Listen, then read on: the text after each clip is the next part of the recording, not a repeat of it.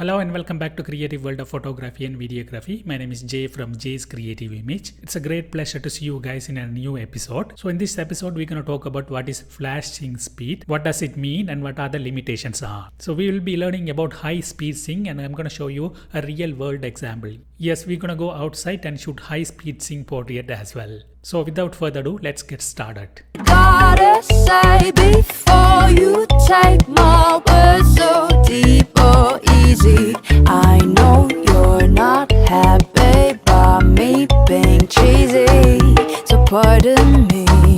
So let me explain what goes on when you click your camera's shutter button. So most of the DSLR camera has a two curtain mechanism in front of the sensor. So let's pretend this is your camera's sensor. When you press the shutter button, your sensor is exposed. First one curtain goes up and the second curtain follows to close the window. So your camera's shutter speed determines the amount of time between the first curtain opening and the second curtain closing. So if you slow down your shutter speed, your sensor is exposed to light much longer, and if you speed it up, the second curtain started to closing before the first curtain fully opened. So I'm going to show you an example as before. So for your fast shutter speed, your first curtain goes up and your second curtain follows up much faster to close the window. The faster shutter speed, your first curtain opens up. Before it's all the way up, your second curtain comes to close the window. So what happens when your flash fires? For example, again, this is my sensor. When you click your shutter button, your first curtain goes up and the flash fires and your camera sensors expose the light and the second curtain goes up to close the window. Now remember, if your shutter speed is very fast, while you are working with your flash, you will get only small amount of window in your camera's sensor. So here's the problem. If you set your shutter speed pretty high, you don't have a fully open window in your camera's sensor. When your flash fires that a single burst of light, that might expose a small section of your camera's sensor. When you click your shutter button, the first curtain goes up and the second curtain follows faster to close your window. So you have only small amount of window in your sensor to expose those light. So what that means is that a single burst of light would only touch the small amount of window in the sensor, and the rest of the light might be obstructed by one or both curtain, leaving the rest of the sensor unexposed, which is, by the way, when you look at the images, you will see them as a black band across your image. Most of the cameras have a maximum shutter speed sync that is called flash sync speed. That is the fastest shutter speed you can set in your camera to avoid this black band in your images. So check your camera's manual to confirm your maximum shutter speed limit. Most of the cameras have it around 180 to 250th of a second of a flash sync speed. So as long as you set your camera's shutter speed to 250th of a second or less, you should be free of getting that black band in your images. So most of the high-end cameras and flashes has what is it called a high speed sync feature. On Canon or Sony cameras we call high speed sync setting. On Nikon cameras we call auto FP. That shutter speed higher than your camera's maximum flash sync speed. Again, remember, with a faster shutter speed you would get only a small amount of flash burst that would only expose the small amount of window in your sensor. So if you turn on the high speed sync or auto FP feature in your camera and flashes, the flash would produce not only a single burst of light but many bursts of light. So your flash duration is much longer when you turn on your high speed sync feature. For example, with the high speed sync feature on in your camera, when you click your shutter button, your flash bursts and the first curtain goes up and the light flashes continue to flash until the second curtain closes the window. So typical use of a high speed sync feature where you are probably doing a outdoor photo shoot in a bright sunlight condition, and let's say you want your f-stop or aperture wide open like 1.8 or 2.8, and again you don't want to blow up your image or overexpose your image. To compensate that, you bump up your shutter speed. So okay guys, I hope you understand what is flash sync speed and what is high speed sync. So let's go outside for an actual shoot and experiment with the high speed sync feature. I have a beautiful balcony in my studio, so I'm gonna do that shoot over here.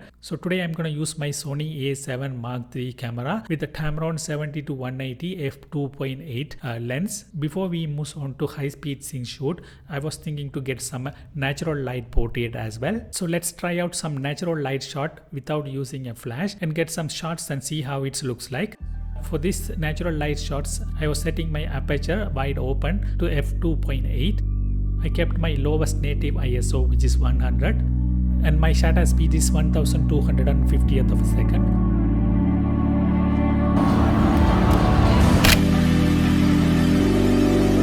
Beautiful.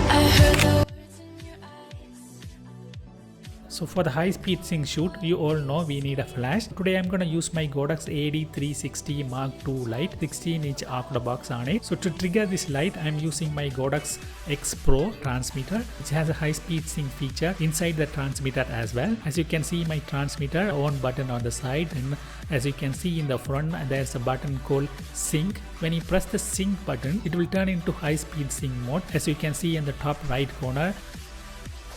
Since it's a bright sunlight condition, I wanted to underexpose the background a little bit. When you underexpose a background, your subject also will get underexposed. So this is where you use a high speed sync feature. So now let's take some shots and see how it looks like in a high speed sync feature turned on. I saw it move through the air. I saw the lights fall down. I saw it come for a care. If I could just know where.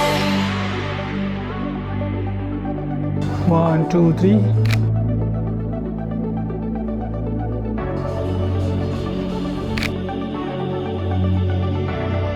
1, 2, 3.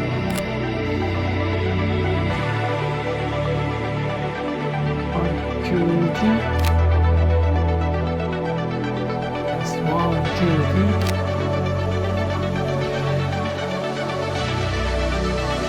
1, 2, 3.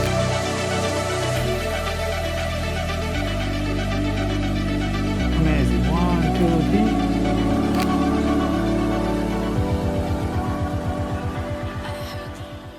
So I hope you guys enjoy this high speed sync portrait. I hope you understand what is flash sync speed and what is high speed sync means.